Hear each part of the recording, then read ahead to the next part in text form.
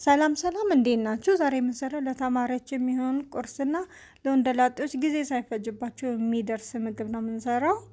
ሽንኩርቴን በዘይት በደንብ ካቁላላው በኋላ ቲማቲም ነው የምጨምረው።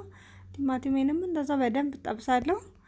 እሱን ከጠበስኩ በኋላ ማጣፈጫ ቁንዶ በርበሬና ጨው ነው የምጨምረው። በዚህ መልኩ ከጠበስን በኋላ እንቁላል ነው የምጨምረው።